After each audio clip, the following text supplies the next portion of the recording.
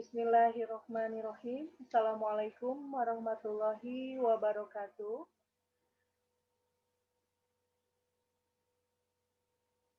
Selamat siang, Bapak, Ibu, serta Ananda sekalian. Hari ini izinkan saya memperkenalkan diri.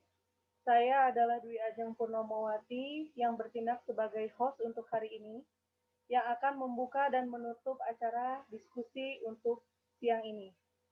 Dan di sini topik yang akan kami bahas dalam kelompok kami yaitu mengenal pupuk dan cara pembuatannya. Sebelum diskusi ini kita mulai, izinkan saya memperkenalkan dua rekan saya yang akan bergabung di sini untuk membahas diskusi hari ini. Yang pertama ada Ibu Laila Humairoh SPD ya. Di sini beliau bertindak sebagai presenter untuk hari ini. Beliau adalah guru Produktif Kimia Industri di SMK Negeri 7 Bandung. Kemudian di sini ada Ibu Dwi Putri Panji Astuti. Di sini beliau adalah guru TIK, guru IT ya di sini. Guru IT di SMA PGRI Parakan Muncang. Dan untuk mempersingkat waktu ya Bapak Ibu, saya akan mengalihkan di sini untuk kegiatan diskusi hari ini kepada Ibu Putri atau Ibu Dwi Putri. Waktu dan tempat saya persilahkan.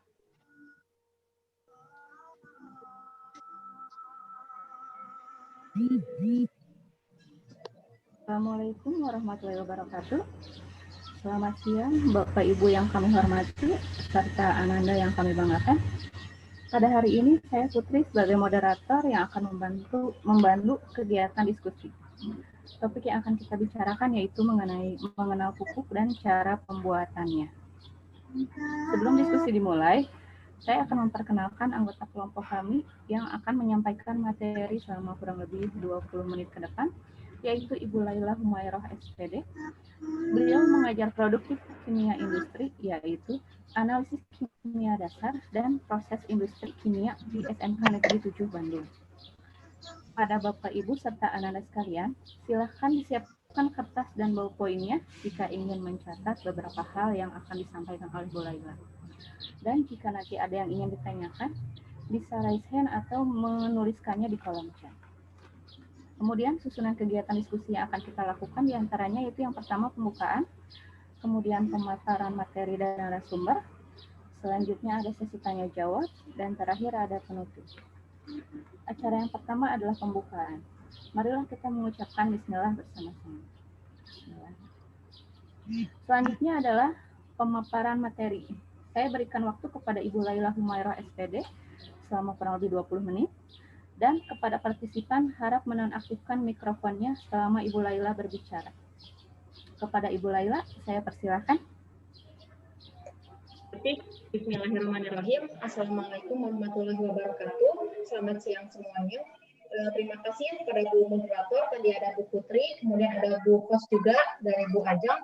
Akhirnya kita kelompok kami semua bisa tampil di sini dan untuk kesempatan kali ini saya juga mengundang beberapa siswa yang hadir dan kebetulan menggunakan materi ini sebagai materi pelajarannya. Jadi untuk pemaparan hari ini, insya Allah yang akan saya paparkan itu mengenai tentang pupuk. Ya, kita coba di sini share screen dulu.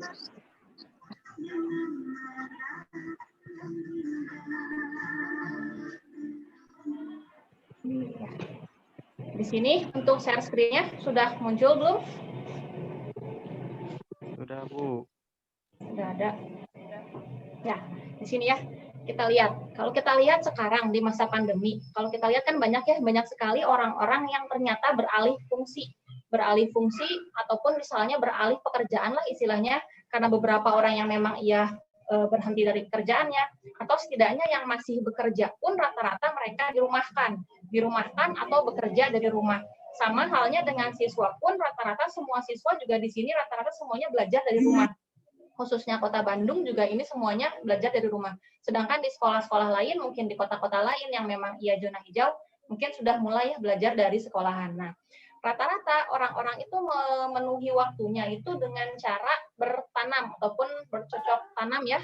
ada yang menanam misalnya tanaman buah, tanaman misalnya tanaman hias ini yang lagi mahal misalnya kayak monstera yang sampai harganya kalau di Tokopedia kaget lah sampai dengan 35 juta, 95 juta seperti itu ya, tanaman yang disebut sebagai janda bolong yang seperti ini. Ada lagi tanaman-tanaman lain dari mulai aglonema segala macam, kemudian ini juga anggrek-anggrek yang ini ya, yang monkey face ini, kemudian tanaman obat keluarga pun rata-rata semua sekarang sudah mulai menanam di rumah untuk menghabiskan waktunya di rumah ya.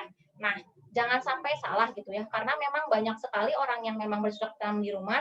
Jangan sampai salah karena mereka semua ingin mendapatkan hasil yang maksimum, mereka akhirnya menggunakan pupuk. Ya. Pupuk seperti apa yang dipakai, ataupun misalnya pupuk apa saja yang bisa dipakai. Nah, di sini akan dijelaskan sedikit ya tentang pupuk. Ya. Pemaparan pupuk. Pupuk itu apa sih?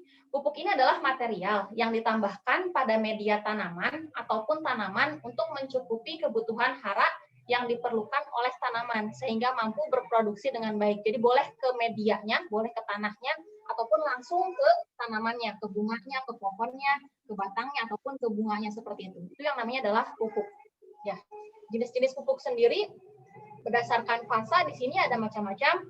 Ada dua macam di sini berdasarkan fasa ataupun bentuknya, ada yang padat, ada yang cair. Sedangkan yang berdasarkan kandungan itu ada yang organik, ada anorganik. Ya. Anorganik nanti dibagi dua lagi. Ada yang pupuk tunggal dan juga pupuk majemuk ataupun campuran. Sebentar. Kita lihat di sini. Ya, tadi di sini ada pupuk. Pupuk ini kita lihat tadi berdasarkan fasa ada yang padat, ada yang cair. Nah, pupuk yang dibagi dua tadi berdasarkan kandungan ada anorganik, ada juga organik. Organik ini pada umumnya alami. Jadi organik ini bukan senyawa organik, senyawa kimia organik ya, tapi organik di sini maksudnya bahan-bahan pupuk yang dibuat dari bahan-bahan alami. Anorganik pada umumnya dia adalah buatan. Ya. Nanti anorganik dibagi lagi, ada yang tunggal, ada yang majemuk. Bedanya apa? Tunggal itu yang unsur haraknya hanya satu macam. Jadi kalau misalnya nitrogen, nitrogen aja. Terus kalium, kalium aja. Fosfor, fosfor aja seperti itu. Tapi kalau majemuk bisa lebih dari satu macam unsur hara. Bisa ada nitrogennya, ada kaliumnya, ada magnesiumnya, dan lain-lain semuanya. Ya, kita lihat salah satu dulu. Kita lihat yang organik dulu.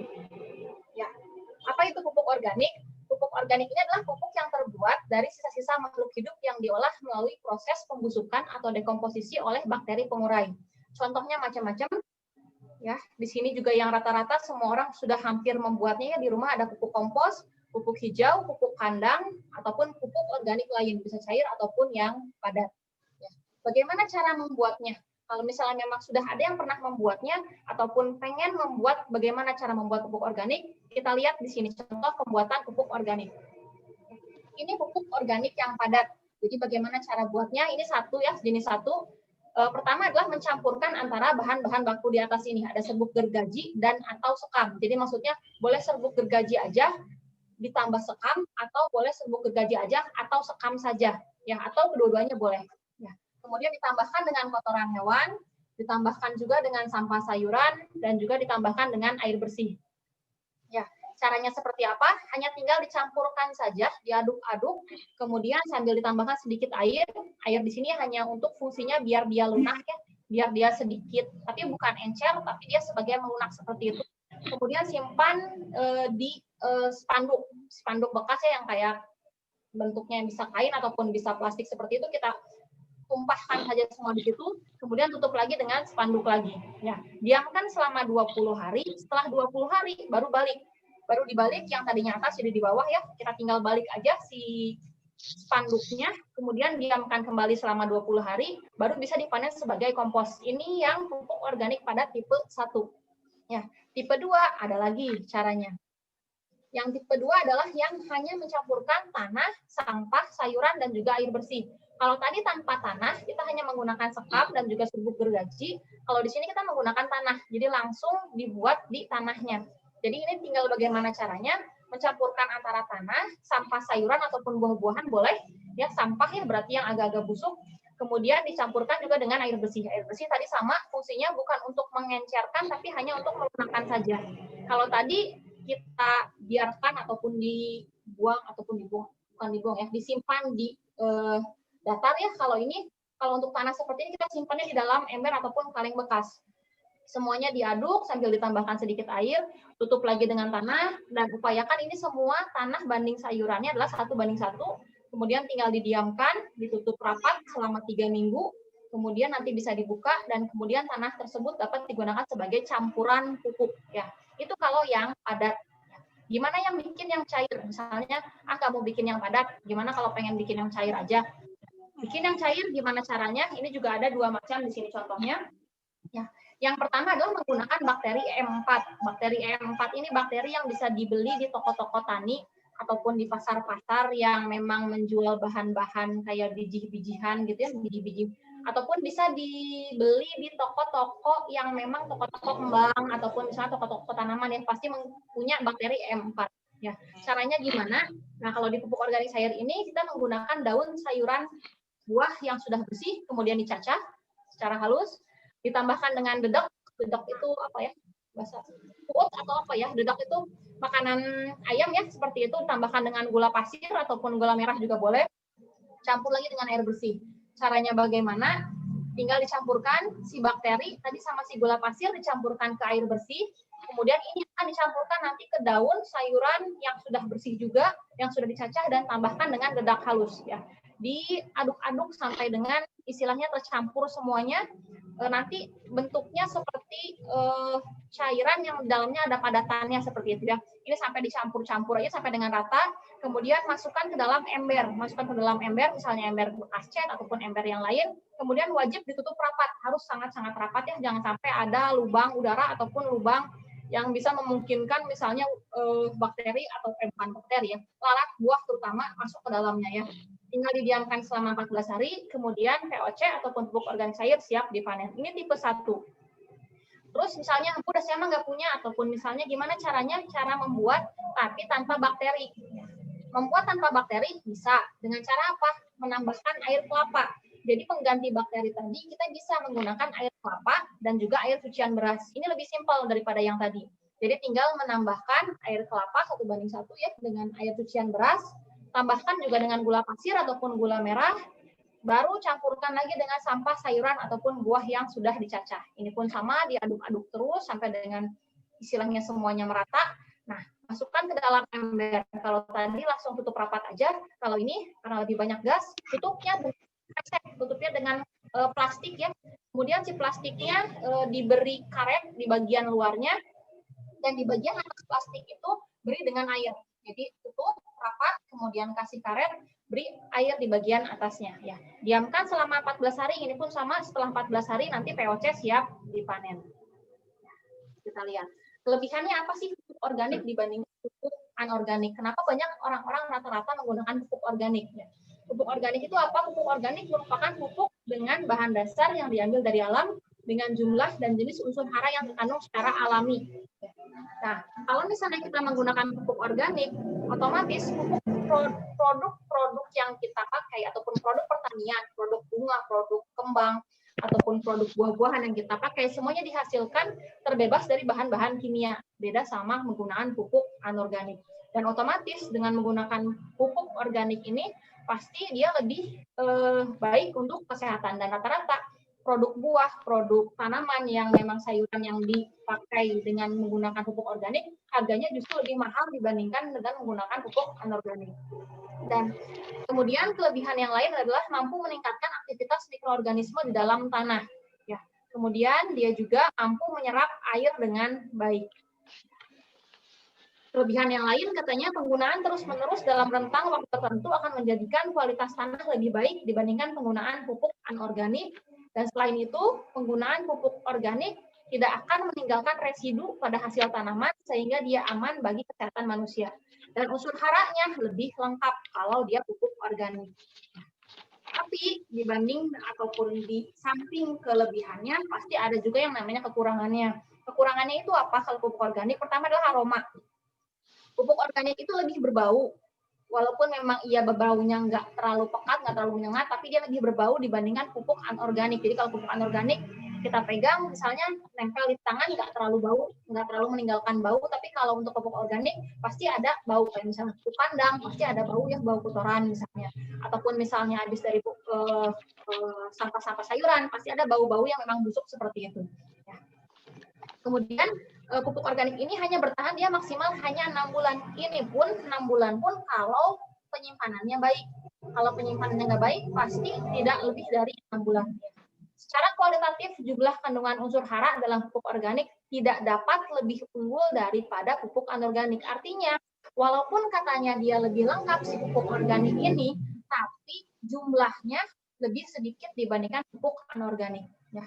Penguraiannya dia lama kalau pakai pupuk organik, jadi intinya bukan lamanya itu, jadi kalau misalnya kalau pakai pupuk anorganik mah bisa langsung, efeknya terlihat jelas, tapi kalau menggunakan pupuk organik, dia efeknya lebih lama. Jadi kalau untuk tanaman-tanaman yang memang jangka pendek pengen cepat dipanen, ya jangan menggunakan pupuk organik. Kita bisa menggunakan pupuk yang anorganik seperti itu. Kemudian tingkat kelarutannya tidak bisa langsung diserap oleh tanaman, terutama dalam jangka pendek. Ya. Nah, perlakuan pembuatan POC khusus untuk POC-nya ya. Jadi untuk POC ini, bahan yang digunakan sebaiknya jangan yang sudah busuk, karena dia dapat menyebabkan organisme yang berkembang biak di sana, tetapi untuk bahan POC yang 2, sebaiknya digunakan bahan yang busuk. Tadi, yang kalau pakai yang 4, jangan pakai yang busuk. Tapi kalau untuk yang POC 2, tadi justru pakai yang busuk. Ya.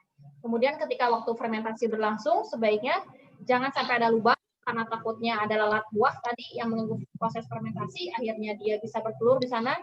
Kemudian larutan yang dicampurkan juga dia dapat mengaruhi keberhasilannya, dan wadah jangan sampai disimpan di tempat yang panas atau terkena terik matahari terus-menerus. Kemudian waktu pengecekan harus continue, dan wadah fermentasi ini ya waktu fermentasi jangan lebih dari 3 minggu karena dapat menyebabkan pupuk ini gagal. Ya. Tadi itu adalah pupuk yang organik. Ya. Untuk waktunya Bu Putri masih ada?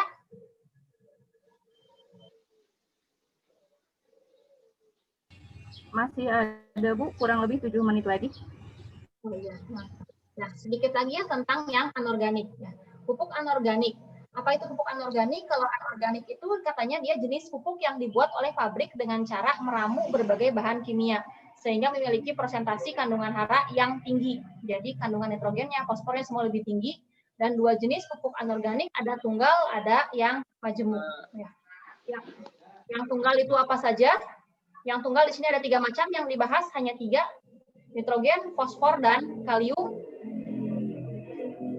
Nitrogen di sini pupuk jenis yang berbasis nitrogen. Fungsinya untuk apa? Yang semua yang berbasis nitrogen rata-rata untuk mempercepat pertumbuhan tanaman, menambah tinggi tanaman, dan juga merangsang daun dan juga pertunasan. Ya. Contohnya ada amonium nitrat, ada juga amonium sulfat. Cuma sifatnya aja. Ada yang higroskopis, ada yang kurang higroskopis. Artinya dia bisa menyerap air ya, makanya tidak dapat disimpan terlalu lama kayak amonium nitrat. Ada lagi pupuk ZA ataupun amonium sulfat yang bersifat kurang higroskopis.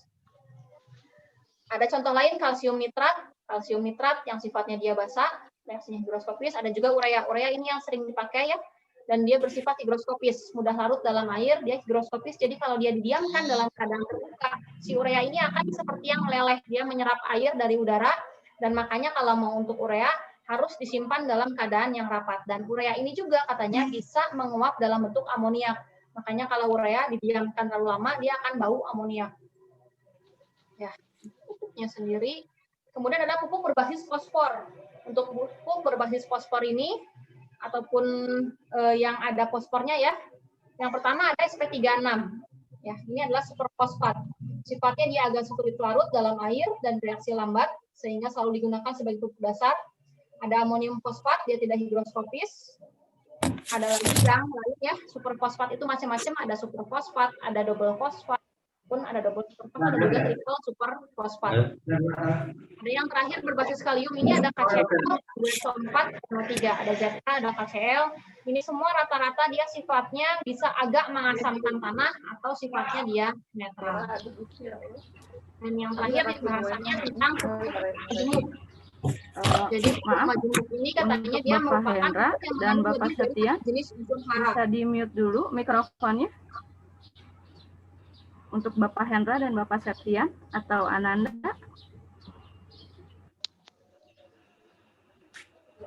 Lanjut ya. Kita lanjutkan. Jadi untuk yang organik tadi, yang anorganik majemuk, ada dolomit, kalsit, kali, gipsum, PK. apakah saja kita lihat dolomit ini tadi dia bentuknya berwarna putih kekuningan. Kualitasnya dia sangat ditentukan oleh ukurannya.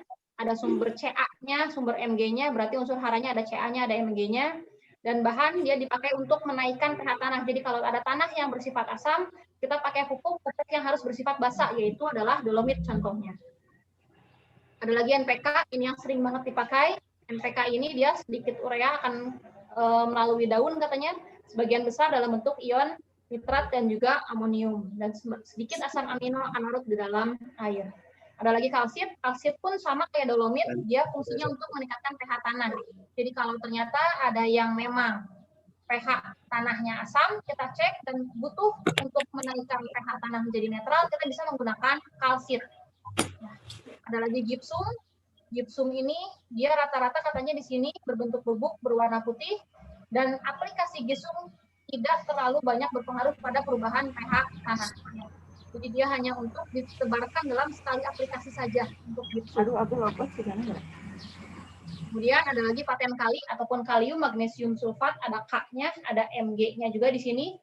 Dia bermanfaat untuk memperbaiki kejenuhan basa pada tanah asam. Ini pun sama. Ya, sifatnya gas sukar larut dalam air, mengandung K2O dan lain-lain. Ya. Nah, ini yang biasa digunakan orang-orang di rumah. Kalau tadi cara membuat pupuk organik, nah ini cara membuat pupuk anorganik yaitu NPK. Nah, rata-rata ada orang yang memang membuat NPK sendiri dengan cara apa? Mencampurkan pupuk N, pupuk P, dan pupuk K. Caranya bagaimana? Yang harus diperhatikan adalah memperhatikan kadar unsur masing-masing penyusunnya. Misalnya N-nya berapa persen, P-nya berapa persen, K-nya berapa persen. Cara menghitungnya bagaimana? Misalnya begini. Pertama kita misalnya pengen bikin NPK 20 banding 15 banding 10. Ada yang kadang-kadang 15 ya. Ini misalnya contohnya 20, 15, 10 ya. Kemudian kalau misalnya pengen bikin NPK 200 kg dengan kandungan NPK 20, 15, 10, nah berapakah jumlah masing-masing unsur hara yang kita butuhkan? Misalnya kita punya pupuk ada urea, ada SP36, ada KCl. Si urea katanya kandungan nitrogennya dalam bungkusnya katanya tertulis 54%. SP36 dalam bungkusnya tertulis 36%, si fosfornya, sedangkan KCl, yaitu K-nya tertulisnya misalnya 45% di dalam bungkusnya. Nah, caranya gimana kalau 20, 15, 10? Tinggal persen-persennya aja. Maka kalau misalnya kita pengen bikin 200 kg, tinggal tentukan. Katanya pengen 20% nitrogennya, ya udah tinggal 20% dikalikan 200 kg. Katanya 40 kg. Kemudian unsur P-nya 15%. 15% kalikan 200 kg, dapatlah angka 30 kg. Dan unsur K-nya 10% kalikan 200 kg, katanya 20 kg. Ya. Kemudian, berapakah urea, berapakah SP36, berapakah KCl yang dibutuhkan? Tinggal dibalik. 100/54, ya, karena di situ kan tulisannya 54%, 100/36, 100/45. 100/54 dikalikan, dapatlah 74,1, 100/36 dikalikan 30 dapat 83,33, 100/45 kalikan 20 44,4 ya. Artinya kita butuh kalau pengen 200 kg dengan komposisi 20 15 10, maka urea harus 74, SP36 harus 83,3 kg dan KCl-nya harus 44 kg ya. Ada kelebihan, ada kekurangan pasti sama ya.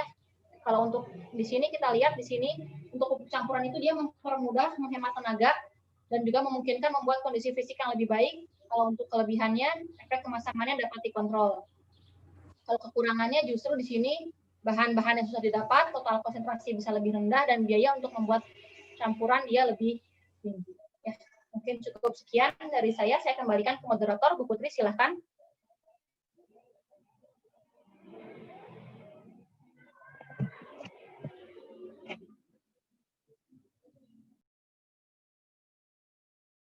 Kembalikan ke Bu Putri. Halo, Assalamualaikum.